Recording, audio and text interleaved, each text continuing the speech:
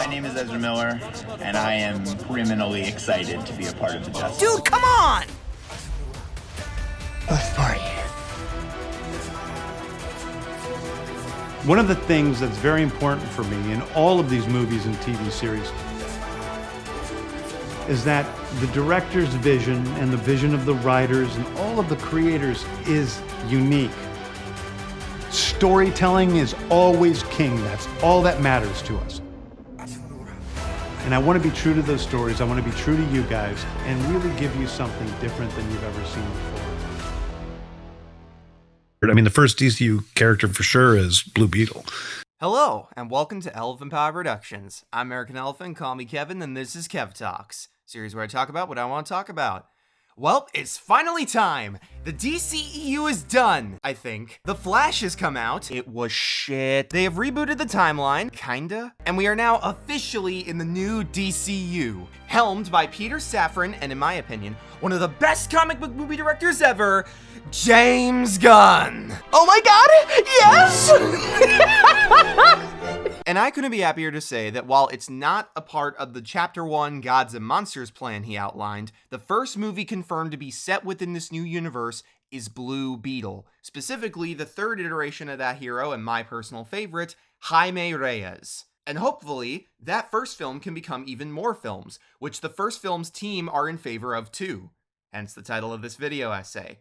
After some brief fan thoughts, of course. My introduction to this awesome character was Batman the Brave and the Bold, but I always knew there was more out there, and I wanted to get around to reading his comics at some point. So finally, over the first half of this year, I started reading every book I could featuring Jaime Reyes, via a reading list by Twitter user BlueLGBeetle, and completed it before the end of June, while also reading Graduation Day before the film's release. If I wasn't a hardcore Jaime fan before, I am now. While I could never truthfully say all of the stories with him were perfectly written in the slightest, or even all that good. In particular, I have some words about that goddamn New 52 run and its atrocious resolution because fuck Threshold. It was an experience I mostly enjoyed, it deepened my love of Jaime, and he almost only got more relatable to me as I kept reading. My favorite issues are still 24 and 25 of the 2006 run, but there are more really good ones in that run and others. I've also gotten around to Young Justice, which handled him very well. I watched those mid-animated Titans films, which did him alright,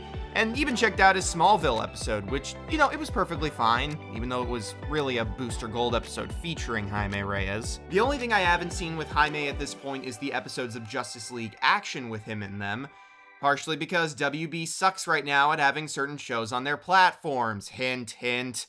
Bring it back. But today, all this is about to pay off. I'm going to try taking what Angel Manuel Soto, Gareth Dunn and Alcocer, and everyone else attached to this movie cooked up, so that I can build a hypothetical trilogy off it. Now, obviously, this goes without saying, not a professional writer. I have not worked on a movie once in my life. I don't know what Angel and Gareth are cooking for this character. I don't know what James wants for him. I don't know what Sholo wants. I don't know a lot.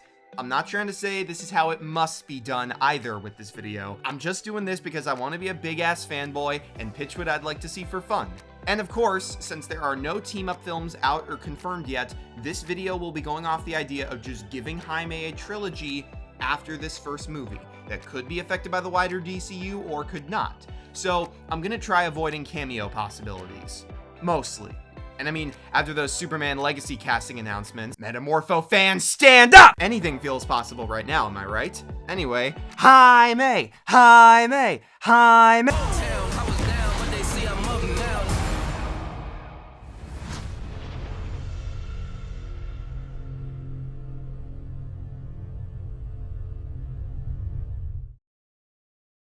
Now that Blue Beetle is finally out in theaters, what did I think as a longtime fan that finally got off his ass to read the source material of one of his favorite film genres? Well, given how hyped I am for this movie, there is a high risk of bias. But in general, I really like this movie, guys. I am so happy with how it turned out. Immediate positives, Sholo kills it. He absolutely kills it as Jaime Reyes. He is everything I like about his personality from the comics on display, and it is awesome. He wants things better for himself, but also for his family. He has a lot of fun in battle. His reactions to all the Scarab shit are on point. He just disappears into the role and crushes it. The rest of the cast is also great. Milagro is really entertaining, his parents are sweet and fun, his Nana is really funny, and Uncle Rudy, while not my favorite comedic performance in a superhero film or anything, gets some really good laughs in here. They all genuinely feel like a real family and not actors playing one. It's insane how well their chemistry works. But that's not all. Bruna does a great job as Jenny Cord with surprise highlights in this movie, and even the villains were pretty entertaining. Susan Sarandon's Victoria Cord isn't anything we haven't seen before, and yeah, I think I like Jarvis Cord from Brave and the Bold more, but I like how they compensate for that by having her chew every scene she's in and play her straight evil. They know she's just here to be the corporate bad bitch, so they just lean into it and do a good job of making her entertainingly evil. Not Jack Horner from Last Wish levels, but still fun. And then there's Carapax. Now, yes, this is another case where we have a superhero film and the villain has very similar powers to the hero, but with a bigger suit. We've seen this trope before. But again, these actors do a damn good job with these characters. And the guy playing Carapax is no exception, because even in such a big clunky suit, he's really intimidating. And the twist they pull at the end with his backstory being revealed, while it maybe could have been slower in execution, recontextualizes his character in such a fascinating way, turning him into more than just an evil copy of the hero and more like a twisted reflection of Jaime. Both men having similar familial values and being put into situations that challenge that, yet where Jaime embraces his family, Carapax tries ignoring that side of himself, thinking it's the only way to survive this harsh world. Legit, hats off to the writers here. I was very happy with how they handled this guy. And then, of course, the CGI and action kick ass. I've been praising this film's VFX ever since the first trailer hit, and I have to say, this is tied with Guardians Volume 3 for best VFX in a superhero film this year.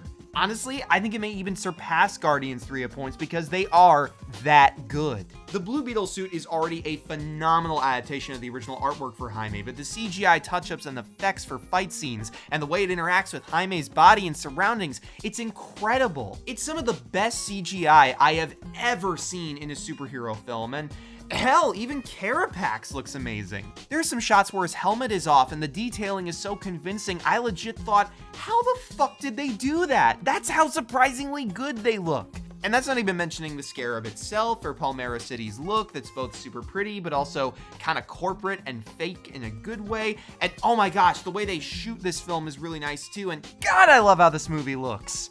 The only part of the film that looks slightly off is the one scene with Jaime and his dad toward the end, but given the context of why it looks that way, I'm fine with it. And again, the rest is peak, so I don't care. I love it. I will admit, a part of me wishes they showed a little bit more of Jaime and Kajira talking to each other like they do elsewhere, but the interactions they do get perfectly embody their relationship in every other piece of Blue Beetle media, and in particular, I really like how it was only after Kajira got rebooted that she made Jaime remember he wasn't a killer as he wailed on Carapax. There's a certain layer to that scene I wanted to discuss super bad, but I think I'll save it for another video because I could be here for a while. And finally, as a comics fan, I am really happy with the references. They're not crammed in for fan service. They're legit smart choices and ways to adapt the comics that serve the story. Yeah, it would have been cool if they could have fit Paco and Brenda in there, but if they were cut in service of making this particular story better, I'm perfectly okay with that. Overall, I give Blue Beetle an, let's say 8.5 to 9 out of 10, which on my rating metric means it's great or really damn good. If not for Guardians or Across the Spider-Verse, this would be my favorite superhero of the film. What? This would be my favorite superhero film of the year, no questions asked. And it's tied with The Batman right now as my favorite DC film, period. Hats off to the incredible team behind this one. I love your movie and I would love to see more of this character in the future. Speaking of possible futures, let the possibility pitching begin.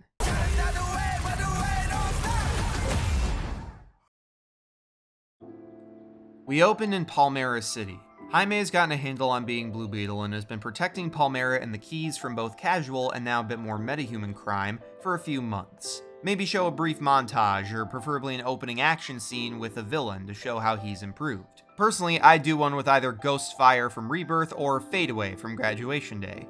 They're both fun side villains that can show up once or come back later, they have cool looks, and their powers present some challenge for Jaime because one could overheat his suit, and one can disappear without a trace in seconds. Anyway, we also see that Jenny is doing great as the new CEO of Cord Industries. She's being much stricter about how the company organizes its operations or interacts with people in certain areas now, which I would show in a scene of her turning down a deal from an unethical company in Mexico called Sexton Industries. Hey, sex?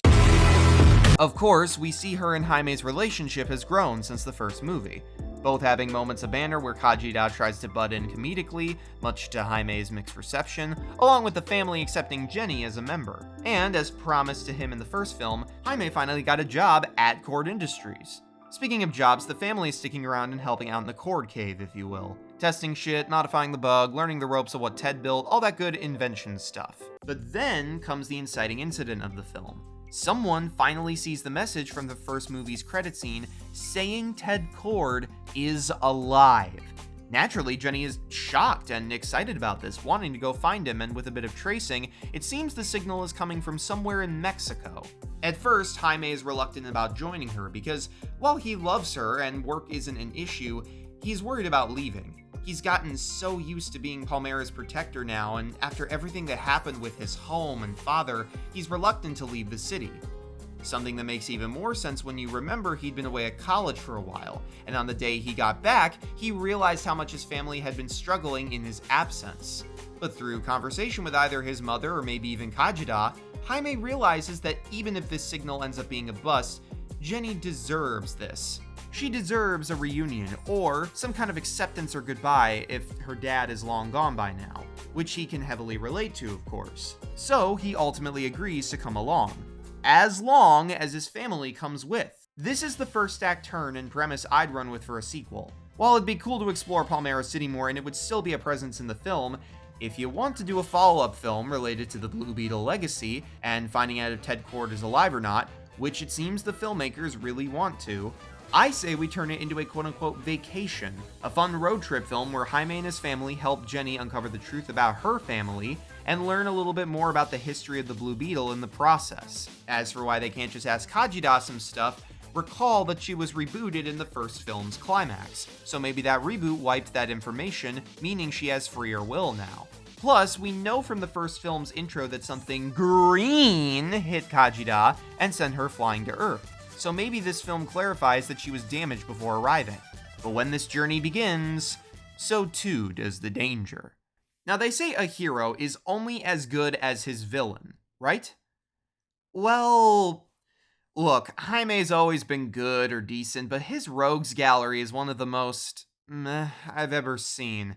There are good villains in his roster, but honestly, I find many of his enemies are either very forgettable, uninteresting in the stories they tell with them, overstay their welcome, or are good on paper but have insanely lame execution. I don't hate most of Jaime's villains, but the comics need to give him better foes to fight that stick around more often. Even Power Rangers monsters have stuck around longer than some of these bad guys. Now, thankfully, I have a main villain for this pitch, but unfortunately, comic fans, it's not Ladama.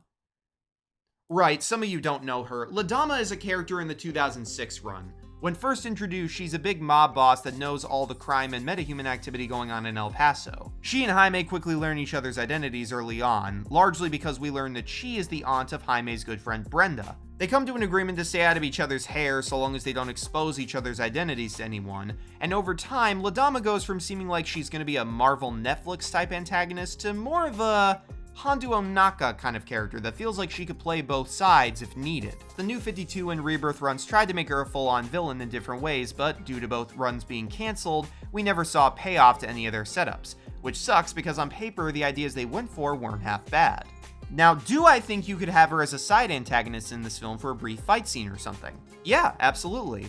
But sadly, with what I have planned, along with the fact that some of the drama from the comics may not work here since we aren't using Brenda, I sadly just don't see her working as the main villain of this pitch. Fortunately, dear viewers, there is another character that didn't start as a solely Blue Beetle villain, but has appeared in at least 2 pieces of media where he fights Jaime, and if used right, could be perfect for this Jaime's journey. Allow me to introduce you to John Nickel. the second iteration of a more obscure DC Comics villain known as Dr. Polaris.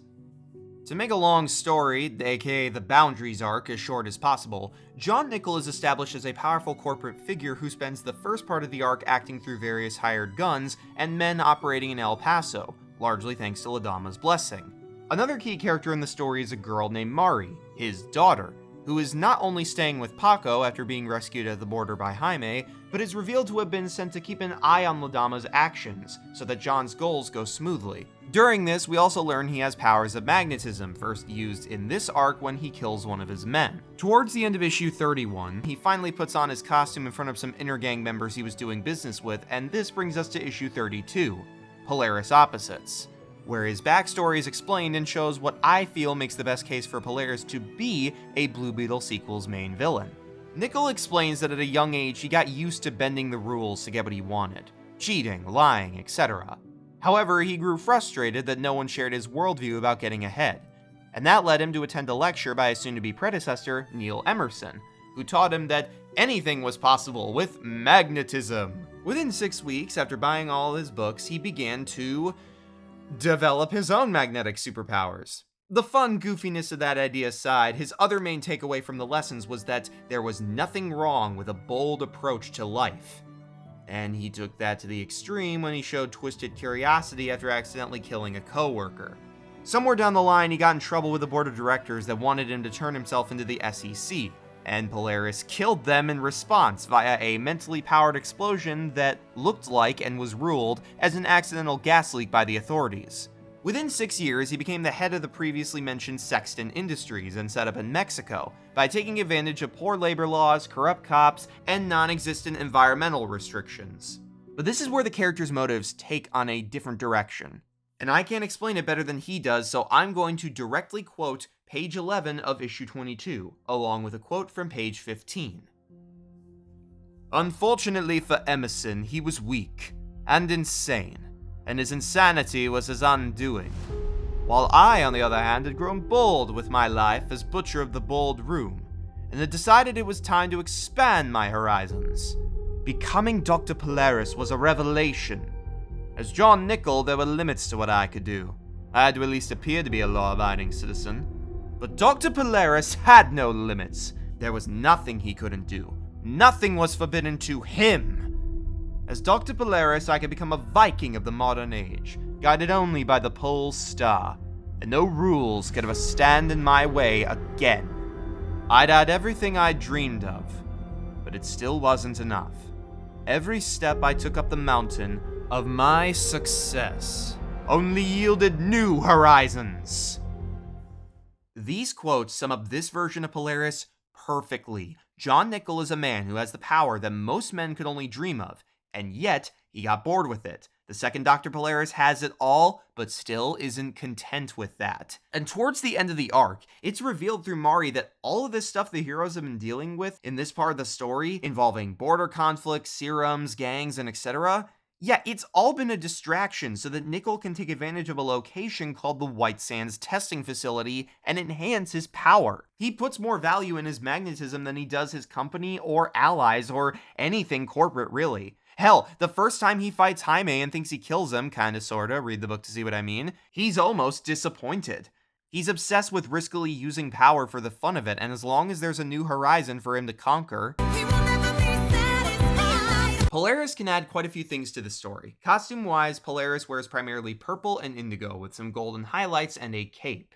I can only imagine how beautifully that would contrast against the movie Blue Beetle suit. As for powers, Dr. Polaris uses mental magnetism to get what he wants, on top of not just being the same as Jaime's biotech arsenal. Since Kajida struggles to combat the magnetism in the comics at points, that could create fun stakes in fights, where she and Jaime have to tactically think on how to push past his powers. Plus, there's some consistency here with the last few villains. In the first Blue Beetle, Victoria Cord is the greedy, non-superpowered villain who uses riches and authority to get what she desires because she feels entitled to the company. While Ignacio Carapax, who I guess is also OMAC now, is a victim of her corporate abuse turned into a superpowered villain. Dr. Polaris is almost a mixture of both. A man with corporate and physical power to back up his crimes, and someone twisted by his environment into villainy. Finally, there's also character motivation to consider. DCU Jaime felt aspects of life he wanted were out of reach at first. What Polaris wants is also out of reach, but it can never be truly fulfilled because of what thrills him. Where DCU Jaime took the opportunity of surprising powers to help people, Dr. Polaris used them for personal gain. And finally, while DCU Jaime finds strength in family, Dr. Polaris doesn't care about family at all, as seen when he treats his daughter as nothing more than a means to an end when she works for him. Oh, and since I mentioned it earlier, the other place where Polaris fought Jaime is Batman the Brave and the Bold. The episode this happens in is 1, fantastic, and 2, focused on the Blue Beetle mantle's history. So while they don't directly confirm whether it's Nickel or Emerson in the suit, him showing up in a Blue Beetle episode specifically doesn't feel like a coincidence. All of this makes me think that Dr. Polaris, if done right, could be a fantastic villain. So in Out of Bounds, it would be revealed that Nickel was friends with Victoria, as both were evil pieces of shit. He planned to make a deal with her before she was killed that would allow Sexton and Cord Industries to be partners, only for Jenny, of course, to reject this proposition because of his company's unethical operations in Mexico. So when Blue Beetle enters his turf in the quest to find Ted, Nickel fights Jaime with his powers, again, all for fun. And during the first fight, Kajida has trouble combating these powers due to not only their magnetic nature, but also maybe something else. During all this, we get a story with family hijinks and some flashbacks showing what Ted meant to Jenny. The quest for Ted eventually leads the team to a Mesoamerican temple, because the opening of the first Blue Beetle showed that Dan Garrett found the scarab in Mayan ruins. Which, by the way, is one of the only good ideas that the plot of New 52 Blue Beetle had, in my opinion, so I'm happy that got adapted specifically, because it's a genius idea. From here, I say we have two options. Option 1. We reveal Ted is alive and trapped in some kind of pocket dimensional layer right over the temple, but they can't figure out how to free him, and then things go wrong. And following up on that maybe from a minute ago, we can have Kajida be acting weird because of dimensional disturbances from this trap. As to why it's a dimensional trap, I'll explain later. Or option 2, Ted isn't alive. He's dead and the message was a fake. Either way, it's revealed that this was part of Polaris's plan. Whether he fakes Ted being alive or, what I think is the more interesting option, discovered Ted in this state through his magnetic powers getting interference while trying to claim this area, he utilized this knowledge to get back at Jenny. We can learn that the credit stinger of the first film happens after negotiations went south, and then he sent it out to lure Jenny here so that he can make her go missing and take her company by force, with Jaime's presence as Blue Beetle making this even more entertaining for him. And again, not for any deep reason, it's just because he can. He likes the challenge of taking life by the horns through superpowers, because he loves them and wants to use them more, so why not take over a company with them? And just like the comics, he sees family as a tool for manipulative gain. Cue the second act low point, where Jaime is beaten and the temple collapses. All hope seems lost, but after a good second win, the family and Jaime get back on track. And we get a big final battle at the Cord Industries building between Jaime and Polaris. By the end, Polaris is defeated, of course, and it's back to two options. If Ted's dead, Jenny has to accept that he's gone, which Jaime helps her through since he has now been in that position. Or they can't get him out of his pocket dimension state, and Jenny has to accept that she can't have him back right now. As for Jaime's character stuff, I'll admit, I don't 100% have it all figured out, but I think exploring his relationship with Jenny more, now that we know how much his family means to him, is the right way to go with this. And frankly, I think it could be interesting if you have a story where, like Gwen in Across the Spider-Verse hinted at, she's worried about losing him because Dan Garrett died and Ted may be gone after both fell in love. Maybe add to this by introducing Dan's granddaughter, Dani Garrett, to show her perspective on loss. Or maybe you can have Jaime and Jenny debate about ways to keep helping people, with decisions the other isn't 100% sure on, that could show how, even when companies have good intentions, sacrifices and compromises have to be made, which could tie again into the decision Jenny makes at the end if Ted is still alive but can't get out right now. Again, not a professional writer, so you'd need someone smarter than me to figure all this out. But those little hurdles aside, that's Out of Bounds. A Blue Beetle road trip film across Mexico with Dr. Polaris pulling some strings that ultimately reveals the fate of Ted Cord. Feel free to disagree, but I think that's a pretty cool idea. I can't wait for Booster Gold to completely kill those possibilities by potentially showing what the hell happened to Ted.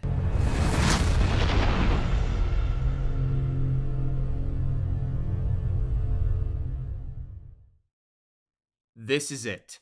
The third film. Arguably the toughest movie to get right in any trilogy. And historically, only a handful of trilogies have ended in films that the general public, critics, and fans all widely enjoy.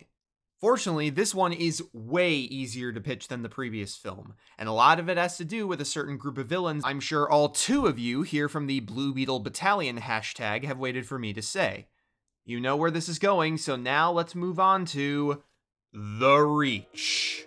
During the 2006 run's 12th issue, a fight breaks out with a scarab-like drone in the desert, and after it is dispatched, a green-skinned, somewhat sophisticated-looking alien being approaches both Peacemaker and Jaime. Oh yeah, Peacemaker is a big character in Jaime's journey, by the way.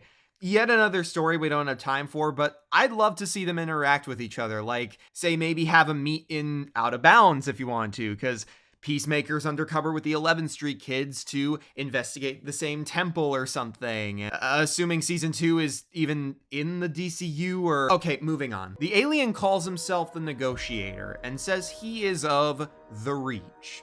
Eons old, peaceful traders. Supposedly, when a planet's technology advances to a certain point, a scarab is sent to find a host, which will act as an agent to protect the planet until the Reach can arrive to either trade with or improve the planet's resources. We also learn that the damage Kajida sustained is due to magic attacks. Repeated magic attacks. But while things seem all fine and dandy at first, we quickly see the Reach are not who they say, as they are not only researching superhumans on Earth, but the Negotiator declares Jaime a problem after, doing this. Yeah. Throughout the rest of the run, the Reach try to figure out how damaged Jaime's scarab is, since there has never been a defective one. And we slowly but surely learn more about their plans until their endgame is revealed in issue 22, where Jaime and Danny learn how bad these guys are. You see, what makes the Reach unique is that they're not your typical alien invaders or infiltrators. Why?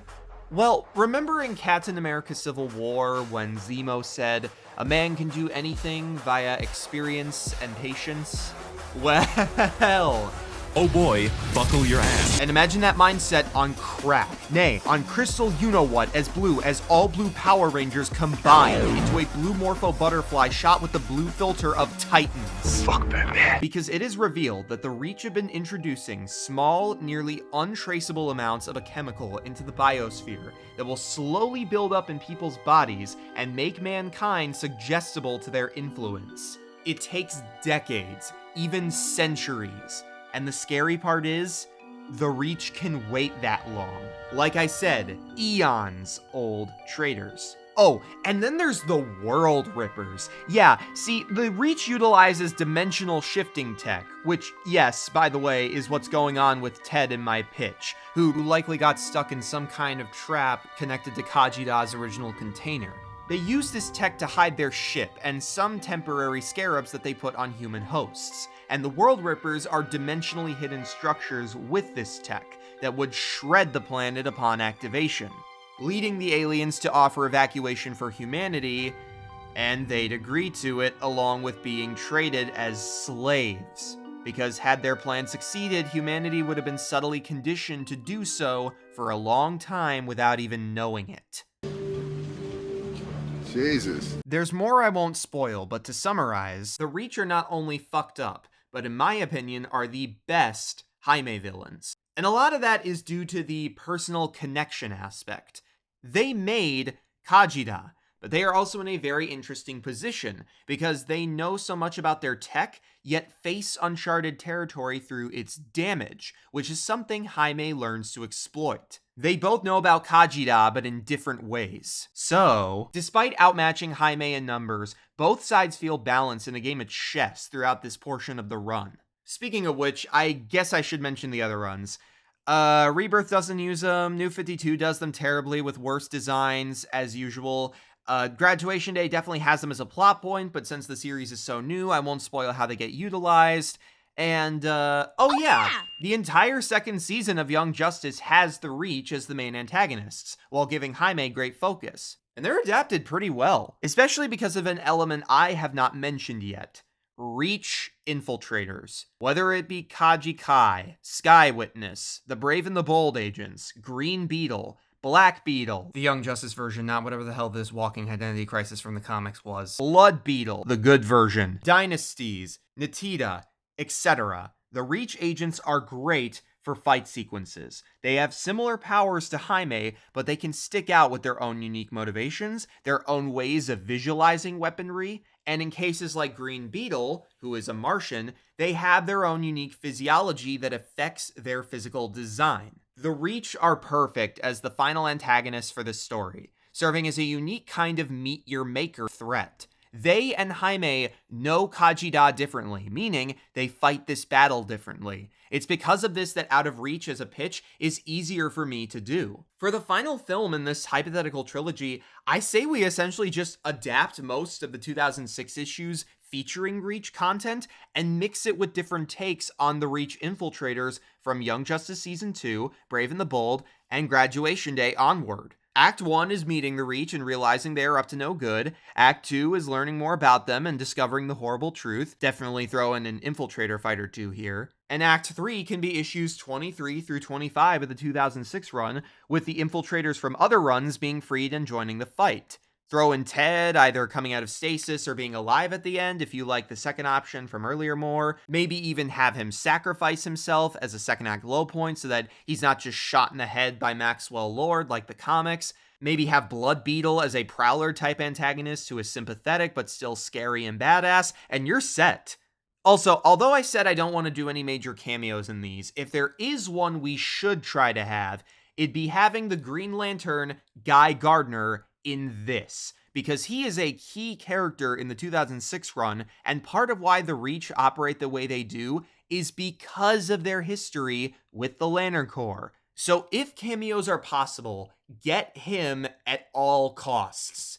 And thankfully, that possibility just got more likely because Nathan Fillion has been cast as Guy in Superman Legacy. However, some of you may be asking, well, this Reach stuff is great and all, Kevin, but how would you technically end Jaime's story? What would be the big payoff for his character? Because this is his trilogy. Glad you asked.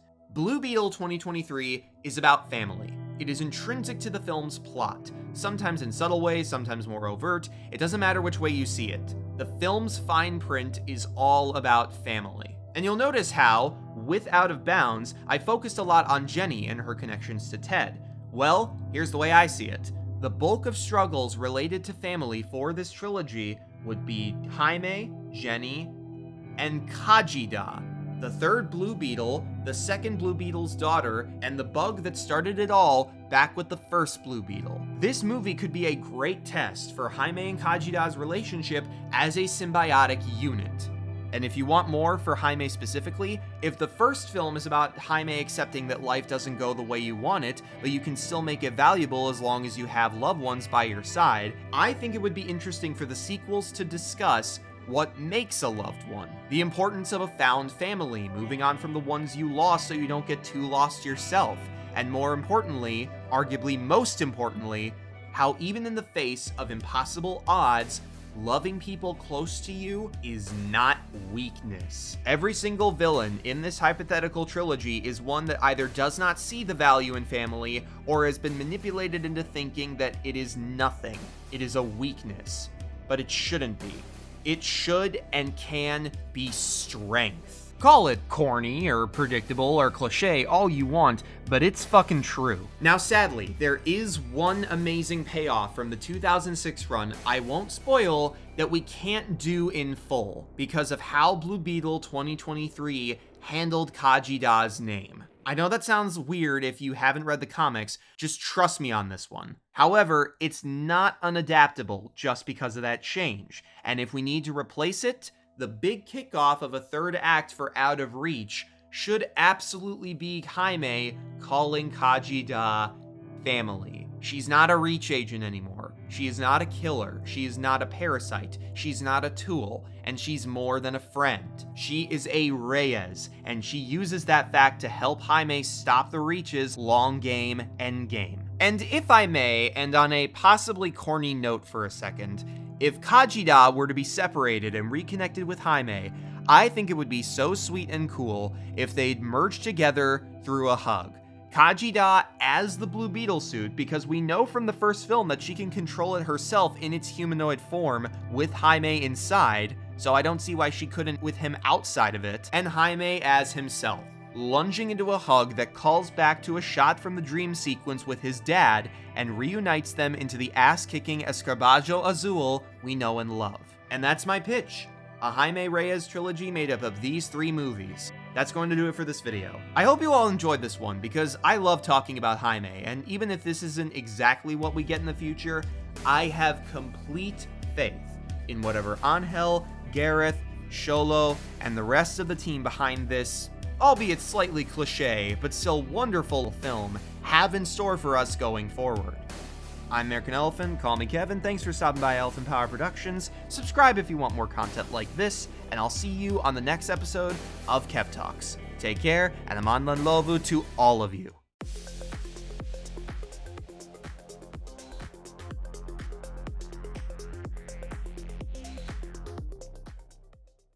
Now what you're going to see here is why the hierarchy of power in the DC universe is about to change. Actually, Frank, this is an intervention.